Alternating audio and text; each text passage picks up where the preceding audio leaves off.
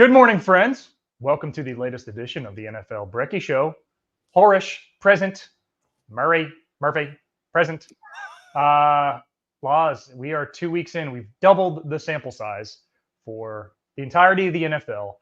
And for some teams, the trajectory is clear. Panthers have just made a change at quarterback after 2 games, bailing on the Bryce Young experiment. We'll see if that's permanent. My Broncos look like they have a mile-high climb back to any sort of contention. Chiefs, as they always are wont to do, they found a way. So we have what, 9 undefeated teams, 9 winless teams, and maths 14 at 1-1.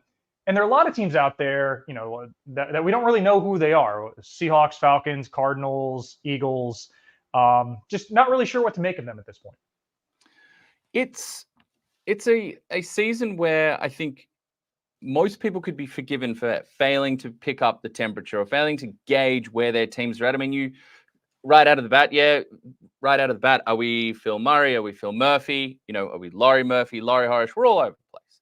It's been a confusing fortnight of football. I think there's expectations that we had about certain teams taking a step forward, the trendy teams like the Indianapolis Colts. There were, quarterback controversies that left us feeling uninspired, like in Pittsburgh. And yet, we have an undefeated team coming out of Pittsburgh and perhaps a quarterback controversy that will never eventuate into a controversy at all. So fans, media, public, players could be forgiven for really not having a good grasp on where the ascendant powers are. In the NFC, people are asking, is there actually a great team in the AFC? Is there actually a powerhouse coming out of there? Because none of these teams have made a big stamp forward. But when we talk about this confusion, it can be brought into one simple question that occurred to us yesterday as we were talking and putting the show together, Phil. And it came from your very highly football and worldly educated brain. And that is, are birds even real? It's not the first time this conspiracy has been brought up, but it is time with that big question to put on our tinfoil hats. And we're hoping they stay on, looking good, looking sharp there. Because that is a question that we're asking today. And the bird franchises across the NFL are emblematic of this questioning and skepticism of belief in who they are and what they've shown us so far. When you think about the Seattle Seahawks, who have not had an overwhelming opening schedule through 2 weeks, but sit there at 2-0, can we believe in the Seattle Seahawks, particularly as probably the 2 favorites of their division? The San Francisco 49ers and the LA Rams are going through absolute horror shows when it comes to injury to key players. The LA Rams at this point are rolling out Matthew Stafford, Kyron Williams, and backups. And the San Francisco 49ers see Deebo Samuel being added to the Christian McCaffrey less lineup that they'll be rolling out there, and struggles with Brock Purdy being out-dueled by Sam Darnold. We'll touch on that a little more later. So when we look at some of these teams, we're going to have a look at perhaps we're going to look at the 2-0 Seahawks. We're going to look at teams like the 1-1 Cardinals, the 0-2 Ravens. The Ravens, many people's pick to make it at least to the AFC Championship, particularly reloading with someone like Derrick Henry. But it's sitting at 0-2. Can we believe in them? They really capture where we're at with the NFL through 2 weeks. So let's start it off. Let's start it off the top. Let's start with those 2-0 Seahawks. When you look at some of the surprising 2-0 teams, I mentioned the Steelers, the Seahawks. You could probably throw the Tampa Bay Buccaneers in there. You could throw the Minnesota Vikings in there. Are the Seahawks a team at 2-0 that you believe is substantial and there's real meat to what they put on there? Or is the tinfoil hat tingling as the light bounces off my Chrome Dome? Let's hope that's the only Chrome Dome I'm dealing with for the foreseeable future. And are you feeling that there's a little bit, it's a little fugazi? Is a little bit sus, as the young kids say? Although, let's be honest, we've been saying sus for decades. So I'm sorry, I'm going to take a detour here and swing at Gen Z for a minute here. Sus ain't yours. Sus has been around for a while. Are you feeling it's a little suspicious? Laws, knowledge is free. Ignorance is a choice. We can look at Seattle's wins, and you can pick holes. They're empty calories. They beat the Broncos in Seattle by 6. Not overwhelming. They beat a Patriots team in overtime. And you look and you say, man, in the preseason, if you told me the top 2 picks in the draft would be Patriots and Broncos, it wouldn't blow anybody away. Now, the Patriots' form has exceeded that. It looks like they will, behind Jacoby Brissett, be able to win a handful of games. I don't have as many nice things to say about the Denver Broncos at the moment. These are empty calories for Seattle. But as you mentioned, you have 6 division games still to come. 6 of the next 15 for Seattle are in division. And 2 of those teams are falling apart. the Rams, it's Matt Stafford, Matt Kyron, and the backup singers is what you get in LA a lot. And then for San Francisco, you want to talk about tested depth. The Super Yak brothers, they're getting hit with green shells left and right, can't stay upright. And even the Cardinals, who we will talk about in a second, birds of a different feather. I do think that theirs is an imperfect CV, though they have some positive signs. Not saying I'm picking Seattle to win the division, but one or two additional division games from what they would have won is now a team that goes on the wrong side of the playoff fringe to the right side. And for me, that makes me a believer in Seattle. And a lot of it has to do with Geno Smith. This offensive line hasn't been great in Seattle this season thus far. And teams have brought pressure, particularly New England on the weekend, an overtime come from behind win for Geno Smith. He hasn't been great on deep throws. I know he had the deep touchdown to DK Metcalf, but that was a blown coverage more than it was some, Geno dime. But he's been magnificent against the blitz. Teams have blitzed him at a 32% rate. He's 10 for 13, 161 yards, 1 touchdown, no picks. I mean, quick maths, that's 13 yards an attempt. And on the 6 overtime dropbacks that Geno Smith had before the ultimate game-winning field goal, he got blitzed on half of them, still able to move the ball up the field. I like what Seattle's doing. They have some tests to come, but also you look at their schedule, they're going to get teams that, like the Packers, like the Dolphins, like the 49ers, they might get them before they're fully fit with, Jordan Love and Tua Tagovailoa on the shelf for TBD. And then the 49ers in San Francisco in a couple weeks. It's a tough, there are potential potholes for them, but I'm not terribly worried about Seattle. I think they get to 9 or 10 wins. I guess I take it off for that. I believe in those birds. I'm with you. I spent last night, as is evidenced on some of my social medias, relaxing and watching a little bit of tape and going over some of the quarterback performances because passing yardage is down. And people are talking about this, people, whether they're fantasy interested or it's just their own teams, they're like, why are the passing yardage down? We're seeing running backs have very productive starts to the season, but there hasn't been, right out of the gates 400-yard games or teams standing up as we and saying that, we're the team that's going to be chasing 5,000 yards through the air this year. I was certainly part of it, all the hype around what the Kansas City Chiefs offense could look like coming out the gates with this new retooled speed at their helm. We're talking about 50-50 for Patrick Mahomes. It hasn't been that, but looking at Geno Smith, it was some of probably the most enjoyable quarterback game tape that I've watched so far this season. He was, as you said, magnificent in that against the blitz. He was very accurate. He was very much on time, precise in that, the intermediate to the short part of the field, setting up receivers for yards after the catch. When facing the blitz, he had answers quickly. He didn't look panicked. He knew how to pull, hit the switch right away. He knew where he wanted to go with his hot routes. It was incredibly calming watching Geno Smith, both against pressure and in phases where he was protected and had a clean pocket to work in. And if that's the level of quarterback play we're having, while we are seeing Matthew Stafford have to go through struggles in the division, while we are seeing Brock Purdy look far from someone you perhaps want to invest $55+ million a year. 65 was Bill Barnwell's number.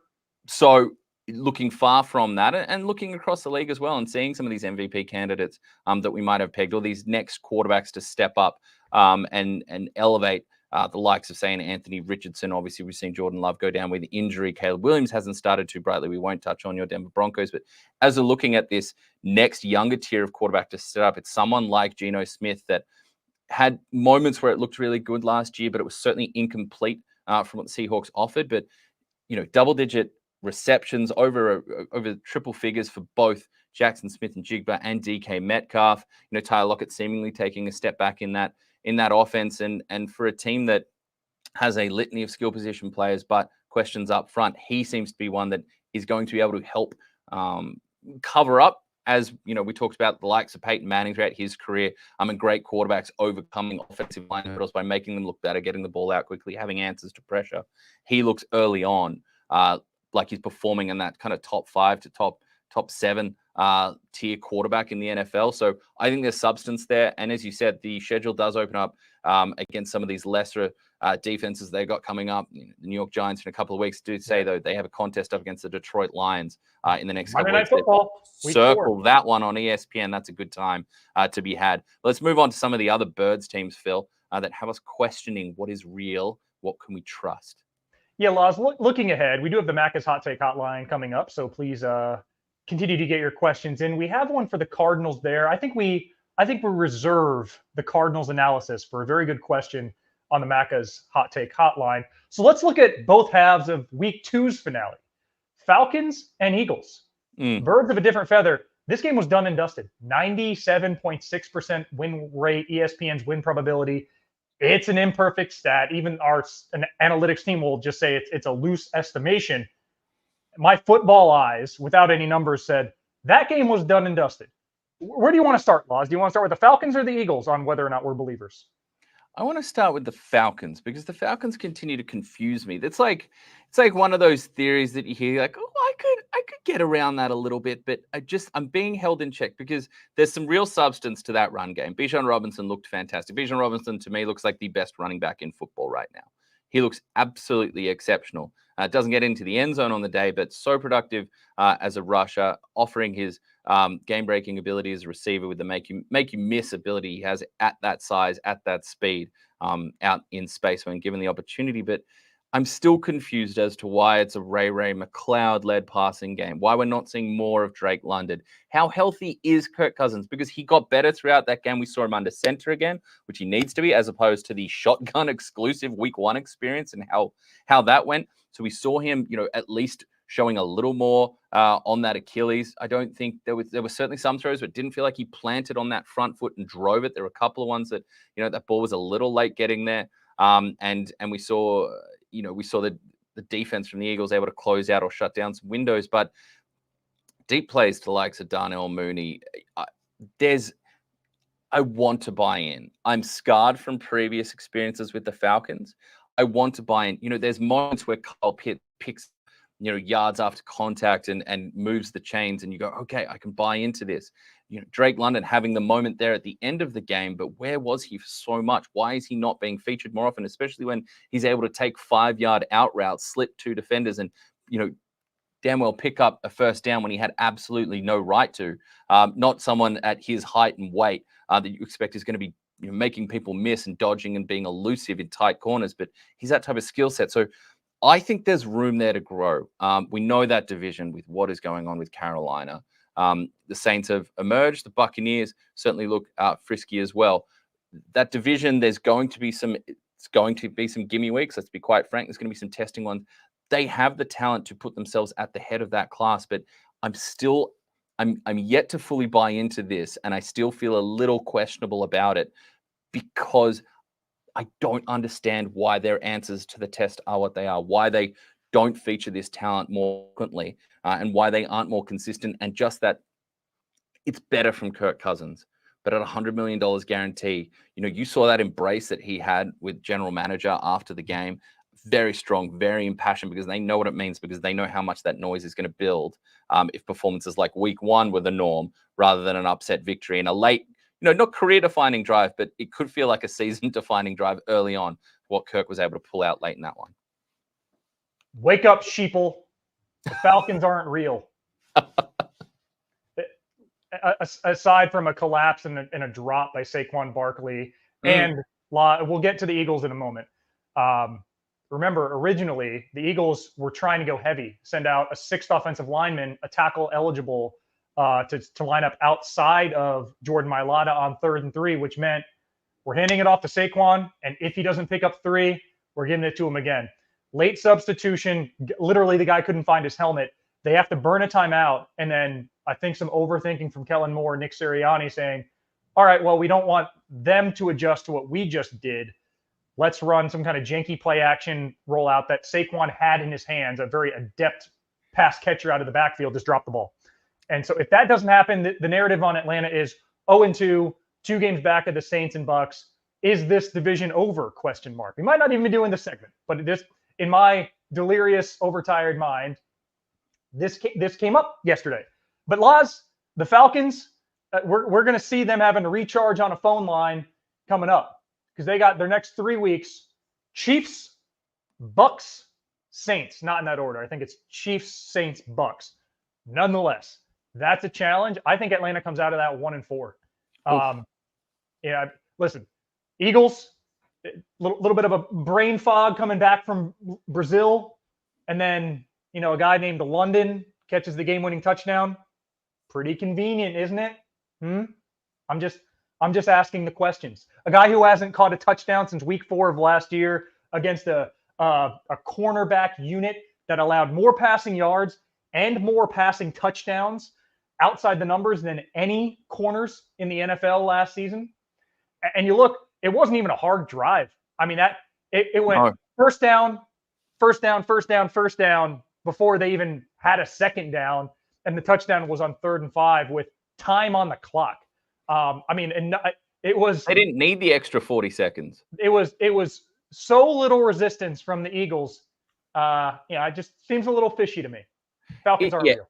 And I don't think it was better from Kirk Cousins, but also I don't think we learned a lot as much as he's had in primetime late game failures in the past. That drive in isolation, we didn't learn that much from Kirk Cousins because he was unrushed, unbothered, unpressured. The Eagles' defensive line was nowhere to be seen. And we know that he is if you can put Kirk Cousins in a position with good talent around him and stand him upright, he is a point and fire type of quarterback that can be very, very productive and can really carve you up. And that's what he did, which adds to a confusion about the other side of this coin. The Eagles, they were one Saquon Barkley reception in the flat away from icing this one.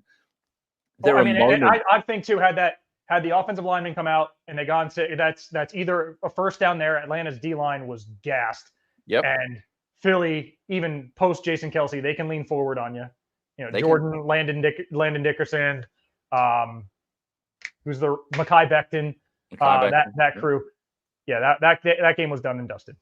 It was, and the Eagles had moments in a week where there's been controversy or crowing about late game refereeing decisions and flags flying. The refs got it right with the huge Chauncey Gardner-Johnson stop there, with Jalen Carter pierces through, creates an opening. Bijan tries to go through that area, and Chauncey, one of the great pot stirrers, we'll say, we won't say the other stirring that you can do, but pot stirrers in the NFL, steps up and delivers a huge hit. His helmet does dislodge through that kind of the contact and going to the ground. So there's no unnecessary flag there for taking off his helmet, which you easily could have seen why, given his reputation, why the referees could have been flag happy and just presumed, yeah, that's what he was doing. But the replay showed that helmet was coming off already, and he kind of went to grab it as he celebrated. So things were going their way. It looked like they'd shown the toughness. Late game, Jalen Hurts, not explosive day through the air, but he was good in the shorter part of the field, and his legs were truly punishing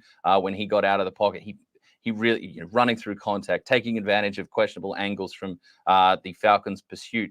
But the Eagles, this lack of execution late on offense, good play call, good pass, very much felt like that Colts Steichen play call late, with a playoff spot on the line in 2023. And, the hands just don't come to the party there to finish that one off and seal it. But the inability to stand up that defense on that drive with any sort of closeness at all. It felt easy, as we mentioned, for Kirk Cousins, and then pressure getting to Jalen Hurts and him missing a deep shot, one of the few deep targets that he really pushed out there. And Jesse Bates, someone you do not want, Jesse Bates at third, someone you should not test deep through the air. Friend of the show.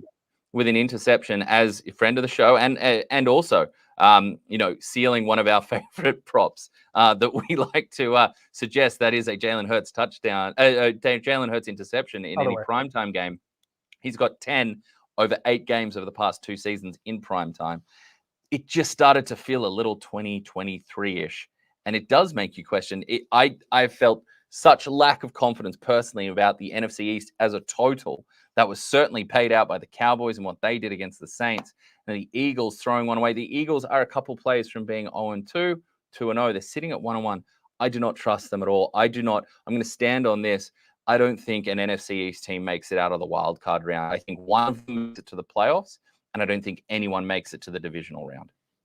Well, Laz, it's are we believers in the Falcons versus are we believers in the Eagles? Those are different questions. For the Falcons, if the Falcons go 10-7 and make it to the wild card and lose on the road, I will sit here and stand corrected. If the Eagles are out in the wild card, I will be affirmed in saying the Eagles aren't real. And Laz, it all started pre-game. They had an eagle flying around during the national anthem, and word on the street was when they rehearsed it, the eagle took a couple extra seconds to land, and hearts were in throats. So that's where it started, where the Eagles swooped down over the crowd and had a moment right over my head where he thought, maybe I'm going to switch things up. That aside, it was a harbinger of bad things to come for the Eagles. I forgive a little bit of defensive disorganization because Jonathan Gannon was the defensive coordinator, Super Bowl 57. Eagles just ran out of time, holding call. We know what happened there in Phoenix. All-time great Super Bowl, margins minuscule. Gannon leaves. They have 2 defensive coordinators last season. Now Vic Fangio's in the second game. That's 19 games since the Super Bowl and a 4th defensive coordinator. I mean, that there's some miscoordination there for the Eagles. But nonetheless, since the start of last season, this is the 4th time the Eagles have led in the last 2 minutes and lost. No team has done that more. They've given up more points in the last 2 minutes of games than any teams. Again, it just smells fishy to me. Do your own research is what I'm saying. I'm thinking that this team, I still think they will win the NFC East. But last year, we were sitting there in Tampa and I just kind of like exhaling after the season, Jason Kelce hugging his family as it was clear it was his last game. And you're kind of like, what the hell happened? You were 10-1 through December, and then the wheels came off. Lost 6 of 7. And last night, I say last night, it was last night here in the U.S. Yesterday, I was standing there in the sideline saying, what the hell happened? This game was done. And you're right about Brazil. They were very lucky. Eagles' first 2 drives. Hurts throws a pick. Fumbled exchange, Cam Jurgens and Hurts just not on the same page. And that was Nick Sirianni, his one critique of the O-line in that win over the Packers. He said, hey, 2 new pieces, both performed well. We got to get that quarterback center exchange. We can't have 2 balls hit the turf. Green Bay takes over twice in the red zone in the first quarter. They come away with 6 points. Had Green Bay come away with 14, Eagles aren't winning that game. So they were pretty fortunate that those turnovers didn't bite them. Not putting that game away. Disorganization on a substitution when they had the ball, and then a drop pass, and then soft coverage, and just conceding way too much to a team that didn't have timeouts. It's inexcusable. And you're there on Monday Night Football with the world watching and people thinking, same old Eagles. And you went to Eagles camp. You chatted to Jordan Mailata and Laken Bakalahi and Saquon Barkley and Nick Sirianni. We've been running it on blitz. Everybody's saying, got to turn the page, got to turn the page, got to turn the page. It felt like the page went back yesterday. And not only that, the one thing I will forgive them is AJ Brown was a late scratch, got injured at practice on Friday. So in some ways, no 11 was an inside job. This is what happens when you take long drives and flights to and from Monday Night Football each and every week. You get left alone with your thoughts, and we get into some very, very potent and weird areas, and that's what we're here for today. So well done, you. By the way, if people are just tuning in, we are debating our birds are real. Do we trust the Seahawks, Cardinals, Falcons, Eagles, Ravens? And that's why we have tinfoil hats. And if you have a thought on whether any of these bird franchises you think that you are a believer, or you think their record is absolutely an entire fallacy, let us know in the comments. Comments are starting to fill up here. Of course, good morning from friend of the show, Brad. We got one of Brad's questions has come in for Hot Take Hotline that we'll get to shortly. And the final thing I'll say about the Eagles is they were saying all the right things in training camp. They felt they were saying they were pointing to the right ideas of what we needed to work on: attention to detail, practice intensity, making sure it's those little things that drove us to a Super Bowl run that we're taking care of, and that we are monitoring and keeping the standard at a certain level that they felt they wanted to hone in on, building, reconnecting and really reforging those relationships between the players and the coaching stuff. They said all the right things. They brought in names that had people, interested, excited, whether it's Fangio or Kellen Moore at the coordinator positions, but it felt eerily familiar, and that familiar distrust that 10-1 record, which felt like it had empty calories at the start of 2023, played out into what showed the rest of the campaign. It's starting to smell similar again. Okay, one more here. Phil, that reaction of Laurie should be a meme. Look, just give it time. Give it time. We'll rewatch the tape, and it may very well turn up. Okay.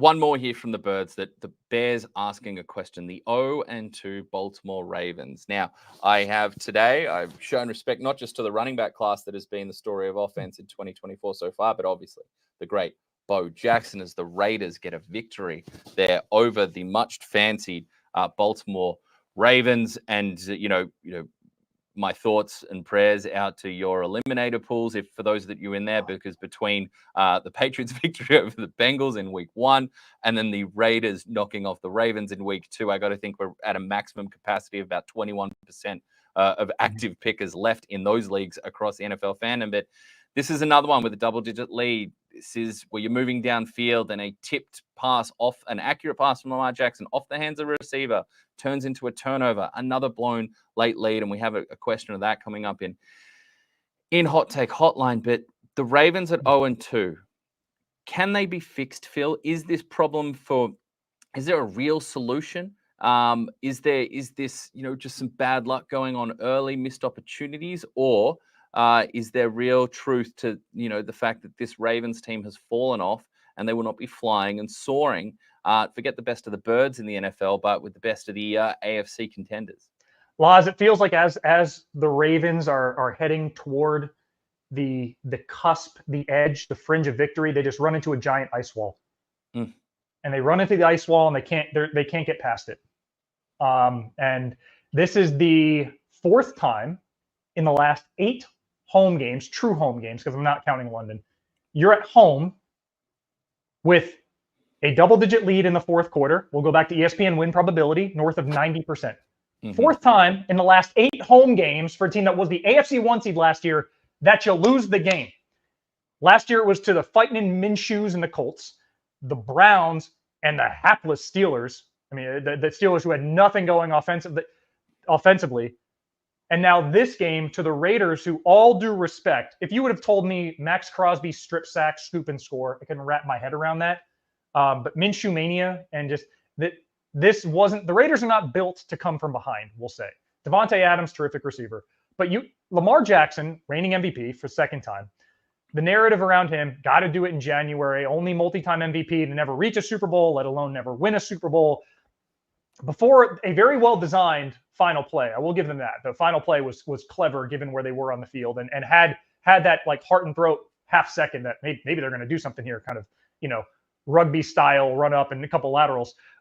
Before that play, Lamar Jackson, 4 carries for 20 yards, 0 first downs, 0. Somebody who's mobile, dangerous outside the pocket, 1 for 4 for 21 yards. That's not Lamar Jackson.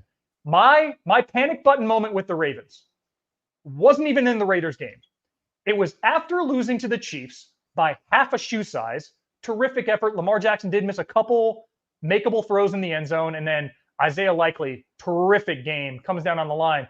He gets up there and has the audacity, has the unmitigated gall to say, well, if this is the best they got, they're in trouble come January. Yeah. Bro, you just lost to that team. Your last game before that one was a home loss to them in the AFC Championship game.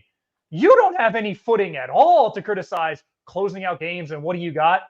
That is, hey, we have confidence. We're going to get this right. We have 15 games to get, whatever you want to say. But don't be that posture. I said, this is going to be more of the same from the Ravens. And it took all of 3 quarters. I didn't expect it here. I expected it maybe in the, once they play Cincinnati and such. But Laz, here's the problem. They're 0-2. If they get to 0-3 and they're in Dallas, ESPN, 6:30 a.m. Monday morning. Mm-hmm. Post that game, Herm and I will react on the Blitz. It's going to be a lot of fun. During that game, I'll be reacting with high emotions on social media. Blood pressure up. Just remember box breathing. Gotcha. Yeah. So, I had a thought. We're gonna just keep going. Ravens, Cowboys. Dallas didn't look great last week, but here's the thing. Prior to that, they had won 16 straight in the regular season at home. I'll just say, it's not a gimme for the Ravens. No. And if they fall to 0-3, I'll just go down the list. No team's ever won a Super Bowl that started 0-3. No team's ever reached a Super Bowl that started 0-3. No team's ever reached a conference championship game after an 0-3 start. You go back a quarter century, one 0-3 team recovered to make the playoffs. It's a hill, and it's in a division where nobody's giving away games. Steelers just by hook or by crook find a way. Bengals, I know they didn't get the result, but they look like they're starting to get it together, and they're going to be they're a tough out. And T. Higgins is coming back. If you're the Ravens at 0-3, I mean, those quote the Ravens, they're not real. I'm keeping a tinfoil hat on because I don't think they're real. I think they're going to be a wild card, one and done or two and done team. They're not getting to an AFC championship game. Still, we're going to be having the same conversation last year. And part of that, I forgive them with what they lost. 15 players in free agency, 3 starting O-linemen, and a backup center, all gone in free agency. And again, they had the tragic passing of a coach 2 weeks before the season. A lot of rationale for why it wouldn't work in Baltimore. Now we're seeing it play out in a game that they should have had. Again, couldn't get it done. Herm said it best on Blitz on Monday morning. For whatever reason, this is just in their DNA. And I stand on that. They're going to be a 10-win team, and we're going to have an AFC championship game that's Texans, Chiefs, or Bengals, Chiefs, or it's not going to involve the Ravens. Write it down. It's a very comprehensive breakdown. I share similar concerns. The one that I'll hone in on, and that is on the offensive line. Surprise, surprise, us talking about issues on the offensive line. And you mentioned obviously the tragedy that occurred with the offensive line coach there and what they've weathered, but the changes in personnel. But it begs the question, it's like, why was this the answer in terms of who they brought in? It has not been a success. And we love to celebrate the achievements of Australian and talent from the Pacific Rim. And this part of the world, but Daniel Faalele, it's not been a good 2 weeks. He had a couple of snaps against Chris Jones where, the body-to-body, strength-on-strength stuff against the Chiefs in week 1, he was able to stand up, but there was also some miscues there, some pressures, not failing to recognize inside pressure on twists and stunts and giving up some big sacks. It was almost identical what happened. One of those plays in week 1, it reoccurred itself with Max Crosby getting through and absolutely planting. Quickly, in his defense, those are some damn good defensive linemen you just named. They are. They're not scrubbed. But it's more the reactive quickness and just being the awareness, not even seemingly moving to challenge that blocker, whoever that blocker is, not even being able to see the flash of color and get across with any sort of quickness is concerning. And it's not just him, though. There's questions, at the other guard spot. They've been working at right tackle, whether it's going to be Roger Rosengarten taking that throughout this season and making that his spot there. It doesn't feel like they had substantive enough answers for a huge amount of change on the offensive line, particularly for a team where they wanted to expand what they can do as a passing team, with Todd Monken there. So they want a good base of protection there for Lamar Jackson. And then from a running standpoint, they don't want someone like Derrick Henry being hit in the backfield and not being able to get a good couple of strides going before he hits the line. We know he's not Derrick Henry of a couple years ago, but when given the opportunity to run, he's obviously still a punishing runner who has build-up speed, and we know about the power and all of that, but he needs to be able to get going. So the plan is starting to look incongruent for what they wanted to achieve and how they sort about answering questions that they have. So I think they're in trouble, and I actually have far more faith in the other 0-2 team in that division, the Cincinnati Bengals, because watching Joe Burrow back, this looked far more like it from Joe Burrow. More aggressive downfield, hit some big shots, and challenge the defense deep. Again, so accurate in that short to intermediate part of the field, continually setting up people like Mike Gesicki. That looks like a very nice fit. That mythical Bengals tight end spot that people have thrown names in there going, this will be the fantasy guy that'll hit, or this will be the contributor they get at tight end. It feels like since, unfortunately, the likes of Tyler Eifert got injured in his early promising start to his career, fell away. It feels like we've been searching for that at the tight end spot for Cincinnati. He looks like a nice option there who's creating after the catch and it feels like early and good chemistry with Joe Burrow. Came close to having a spectacular back of the end zone touchdown in that week one defeat. But, Andre Yosho, here we go. The first one. Yeah. Andre Yoshivas. The first time I saw that, I wanted to pronounce it completely differently, and I had to retrain myself, say Andre Yoshivas. But with clearly some red zone chemistry and red zone skills, finding himself creating huge windows as far as red zone windows are concerned, really finding some considerable windows and spacing there. They need better answers in the running game. I think when you're starting running back, Zach Moss is going for about 2 to 3 yards a carry. And then you have someone like Chase Brown, who's averaging 7 yards a carry or around that number. I would like to see the switch over there happen. But I have a lot more faith in what the Bengals can do, particularly with T. Higgins coming back, particularly with offensive line reinforcements or added talent with the likes of Marius Mims to work into the fold throughout this season. And while they haven't been, while they took a step back here. They showed once again that Luano's scheme is going with Patrick Mahomes. So moving forward, I have a lot more faith in that 0-2 team in the AFC North than the Bird brand version of that in the Baltimore Ravens. And Tuesday morning, I'll be in Cincinnati for Monday Night Football, Commanders at Bengals. Laz, we'll close this out with just part of the reason for the Ravens' doubt. I mentioned week 3 in Dallas. Then they host the Bills. Mm-hmm. Then they travel to the Bengals. Mm-hmm. And then 2 weeks after that, they're in Tampa, which is not looking like an easy out. So, contrastingly, the Bengals have next up the Commanders, then the Panthers, as you mentioned, the Ravens, then the Giants, and then whatever the Browns are throwing out. Yeah. So 3 of the next 4, Raiders. Panthers, Giants, Commanders. I have those as winnable. Laz, we agreed on all these, man. Let's that hat was way hotter than I thought it would be. I should have known. The base of that a hat I borrowed off colleague Brittany Mitchell, one of our fantastic editorial colleagues in the team. Safe to say I have a bigger head. So we're going to have to work to reclaim whatever is going on up top here. Laz, it's now time to fire up the Hot Take Hotline presented by Macca's, and we're not done chatting about bird teams. We'll just keep it going. We didn't. The Cardinals qualified for that segment because when they lost week 1 in Buffalo, I thought that said more about the Bills on the decline than the Cardinals on the ascendancy. We've doubled the sample size. Arizona looked terrific. And on the Hot Take Hotline, I got to zoom this in a little bit. The Arizona Cardinals are the 2022 Lions, missed the playoffs, but with growth and great additions, jump way up to the upper echelon next season from Brad Bolt. I agree with that. I think part of it is going to be the injuries around them in the division. You know, they beat up on a Rams team that had won 9 in a row in the desert. And funny, when Aaron Donald retired, Kyler Murray posted on Twitter, X, whatever we're calling it. He posted, "Thank God," was what he shared. Out of complete respect, of course, but to see Murray present, his connection with Marvin Harrison Jr., 4 catches, 130 yards, multiple touchdowns in the first quarter. First rookie to put up over 100 yards, 2 touchdowns in a first quarter since Marvin Harrison Sr., 1996. Again, you want to go get your 2 and 4 hat again? Draw your own conclusions, with the birds. That's just, if you disagree, that's just your opinion. Time is a flat circle. No, but forget 4chan. We got Phil Chan over there.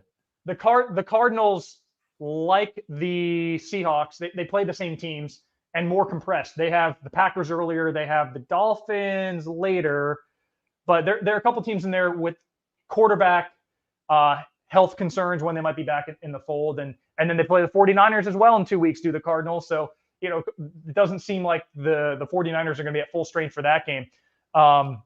Very intriguing game this weekend. I believe is it Lions Cardinals, Laz? Is that what we have in Arizona? Have the Lions up against the Cardinals. That is what a game that is. That's going to be a lot of fun. So first to 35 is going to win that. So yeah, I mean, to Brad's point, that is a perfectly spicy take, because if you would have told me this 3 weeks ago, I'm like, Arizona with their porous offensive line, bottom 2 defense at best in the NFL, man, they're going to win 5 or 6 games.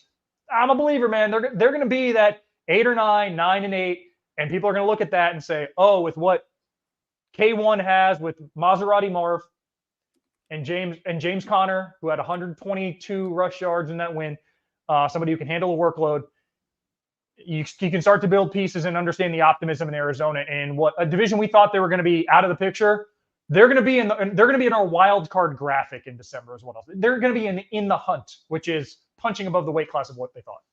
Absolutely, because they're not a fun team to play. When Kyler Murray is playing this confident, when Kyler Murray is evading pressure multiple times, spinning out of hits, rolling to his left, firing an absolute dart to the back of the end zone, and before it's even caught and completed for a touchdown, is turning towards the sideline and fist pumping and gesturing and just celebrating when he's operating on that level, then throwing that no one wants to tackle James Conner ever. And you know what? No one really wants to tackle Trey Benson behind him.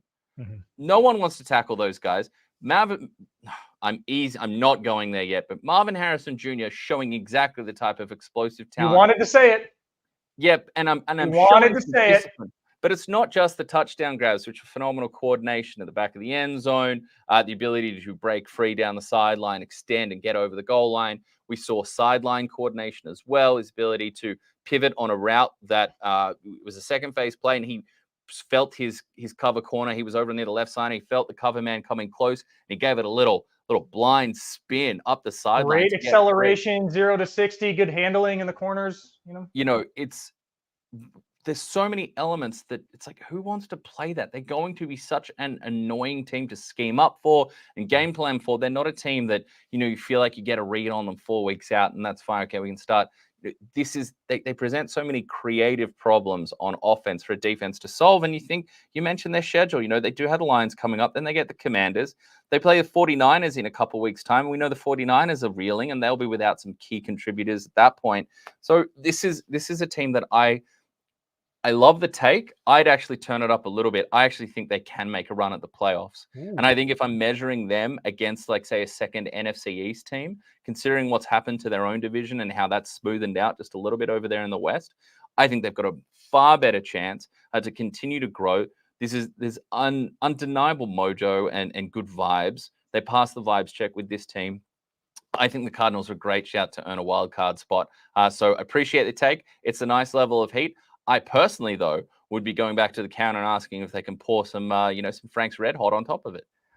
I think the one thing that works against them this week is that Detroit's coming off a loss. And I think Dan Campbell is going to do a very good job of making sure his team doesn't overlook this team, whereas had Detroit found a way against the Bucs, I think that might have been a trap game for the Lions going to the desert. But nonetheless, appropriate heat. Good take, Brad Bull. Laz, we got one that's quick because we've already touched on it, but I want to give a shout out to Mark.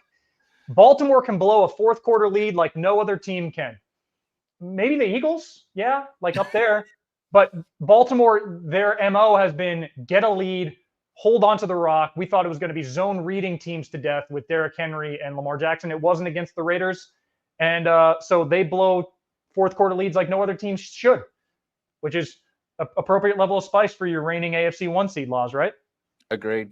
Where else do you want to go from here? We had some good submissions this week. With that, the hot take hotline has been off to a beautiful start this season. Phones are ringing off the hook. It's fantastic. If the line is busy, call back. I think I liked that the hot take hotline. I threw it out there this week. I threw out the prompts like, what's your spiciest take? What's your most emotional take? And also, what's your take that you felt strongly about that has turned on a dime and has aged really poorly? And, hands up accountability. We love that on this show. Rowan, I thought Bryce Young would start the whole season well. Yet he should have. They're not going to be competitive. So at least see what you got. You have Andy Dalton just in case you need a body. What are you going to go make a run at the Saints?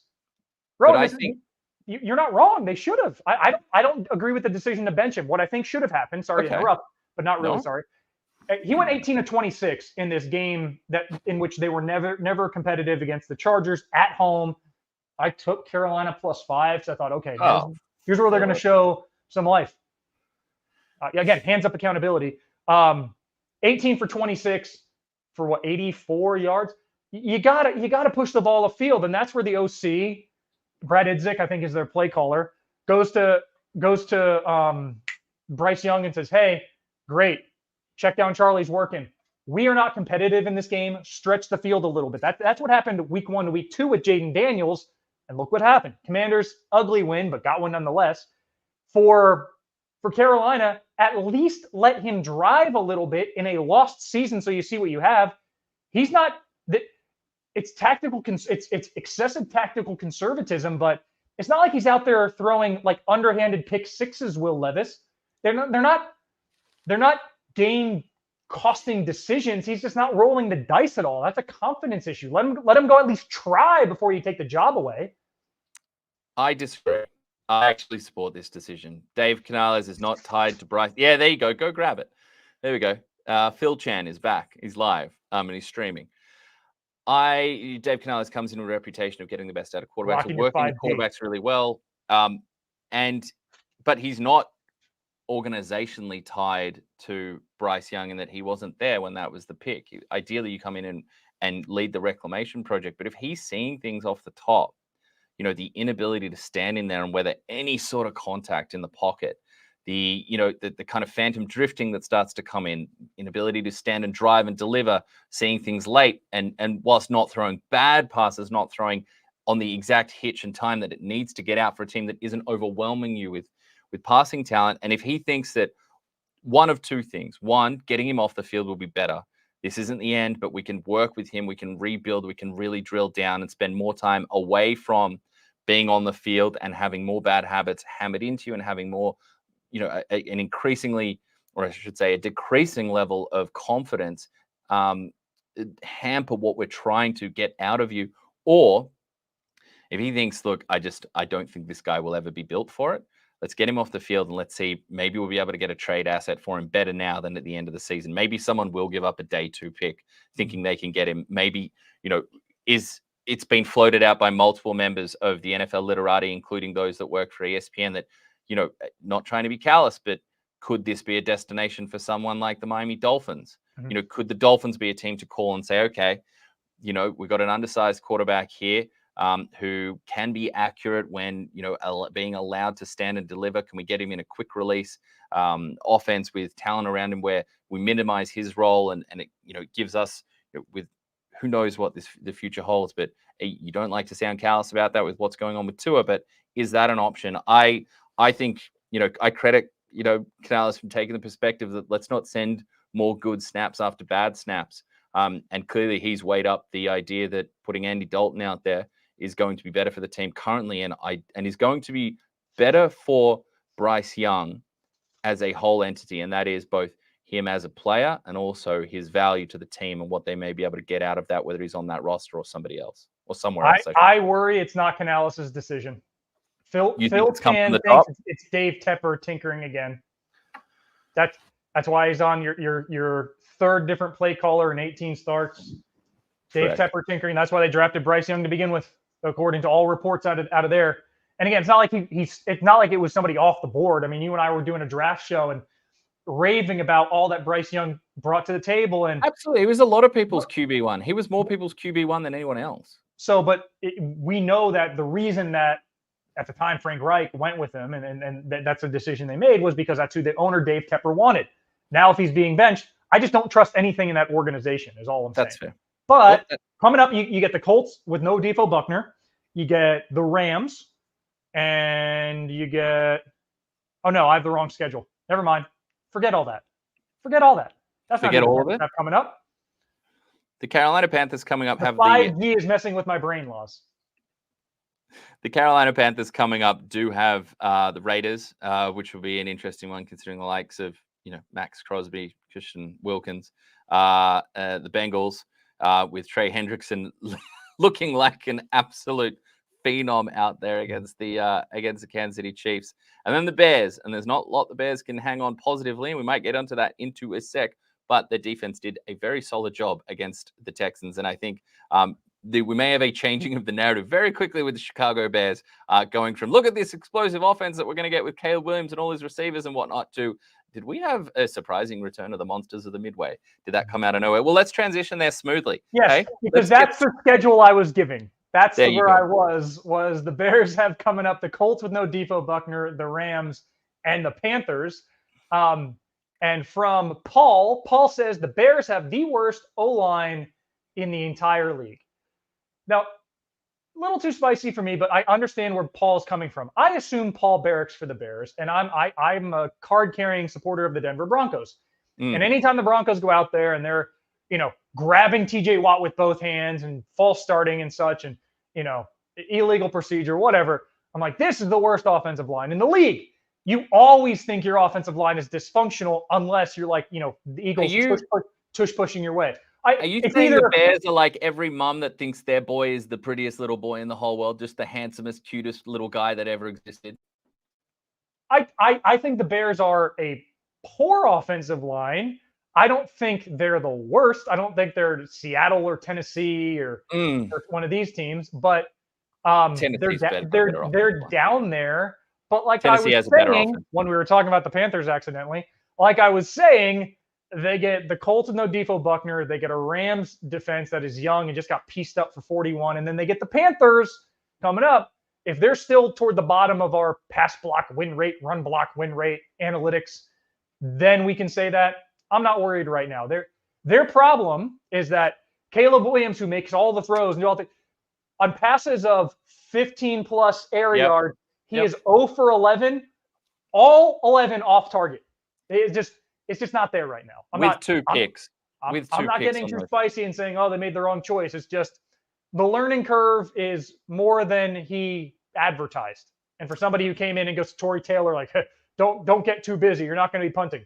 This team's punting a lot. And their offense is well behind the defense and special teams right now, which is a shame because if they were performing, I don't want CJ Stroud's the gold standard for what a rookie in an offense does straight away. Yeah. But if Caleb Williams had, I don't know, more than 0 touchdown passes, people would be talking about the Bears like you and I were just talking about the Cardinals of could this team contend for a wild card? And I think that conversation went away really quickly. It was the case before week 1, and now they've kind of been forgotten as one of those wild card teams. Many people, I think, would say they're the 4th best team in the division. Yeah. Okay. Caleb Williams missed throws. That happened. Caleb Williams also threw a ball to Rome Odunze that should 1,000% be a touchdown. You don't get to be 6'3" and 215 pounds with explosive jumps and not bring in a touch pass above the rim in the end zone. So, like, I get it, 0 touchdown passes, but there's 0 not entirely on Caleb Williams. The deep throws haven't been there. People saying, hey, this isn't Pac-12 defenses out here that you're trying to spin away and throw and create downfield. And that's fair enough. I actually thought, especially in that first half, I thought what he took from a very, very, very, very good Houston Texans defense in the short to intermediate when he was operating on time, getting the ball out, I thought there was a ton of promise there. Yes, the downfield stuff there, but asking him to do the simple things, which ironically was what people's biggest concern was about him coming in. Can he do the clean things, the clean pocket operation? Can he get the ball out on time? I thought he did that. I thought he did that really well, and there's a lot of promise there. I think and it will pan out. I think their offensive line will play far worse than the Tennessee Titans over the year. They're both down there in the pass block win rate. I just have a lot more faith, particularly in that left side of the Tennessee Titans offensive line and what they put together. The Bears currently rank 30th in ESPN's pass block win rate as a metric. They're close to the middle of the pack at 17th. In run blocking, mind you, we'll see how that running game pans out, whether it's a Khalil Herbert. Does he start to chew into the work a little more? DeAndre Swift hasn't been productive early on. But what I will say is that when it comes to the Bears' offensive line, you cannot hope to sustain anything with a young quarterback when on 42 dropbacks, 36% of them were pressures. And this was not Caleb Williams holding onto the ball nonsensically for so long in clean pockets, allowing coverage sacks or coverage pressures to occur. He was getting absolutely hammered. And you know what? He kept getting up. People put stills up there and, freeze frames that he looked exhausted on the bench. Yeah, he did, because he had been absolutely pummeled in that pocket. He didn't turn around and he didn't stand up there and not take accountability or turn to his teammates and blow up at them or anything like that. He kept getting in there. So, look, it's ugly, it's tough, and we've got a comment in here: over under expectations or the perfect season. Fans getting good games but will still lose enough to have a solid draft day. So we've got people weighing in on this, and there's also takes coming in on the Bryce Young debate. We'll touch on that in just a sec. But when it comes to Caleb Williams and the Chicago Bears, I don't think you can expect any sustainable success with what that offensive line is offering right now.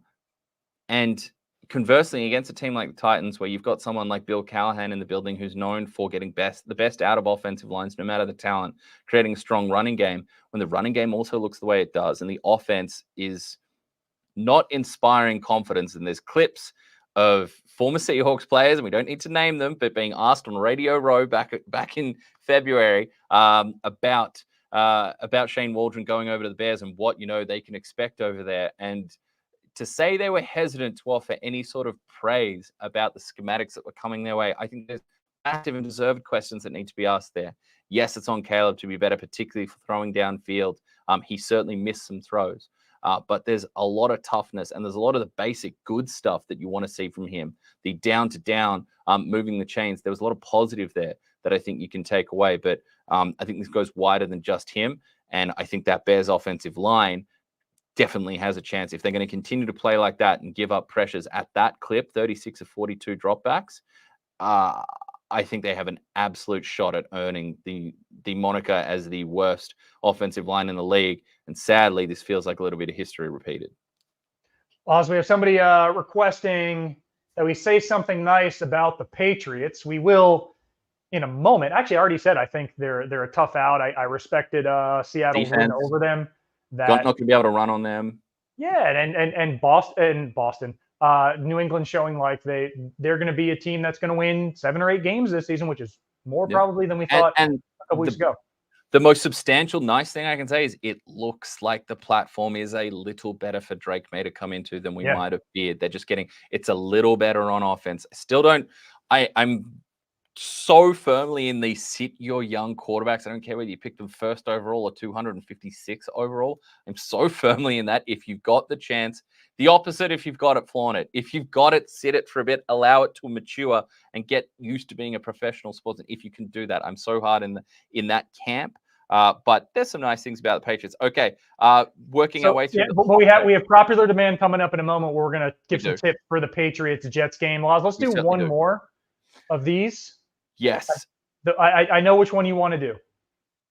Does it regard the gym? No, it doesn't. Okay. I just want to throw this one out there because I think it's pertinent to yourself. This is a steaming hot take from the Hay Fever King, who said he went to the gym and used Russell Wilson sound bites as motivation, screaming unlimited mid-set really gets you going. Phil, as someone who both frequents the gym and has recently experienced the Russell Wilson inspiration, extravaganza, any thoughts on that mode of pumping yourself up or getting a pump in? Whatever gets you going. I'm not a headphones in the gym person, and some people think I'm crazy for that. But everybody has. How would you be able to hear people saying, "Bro, you look swole" if you had headphones in? I completely understand it. 100%.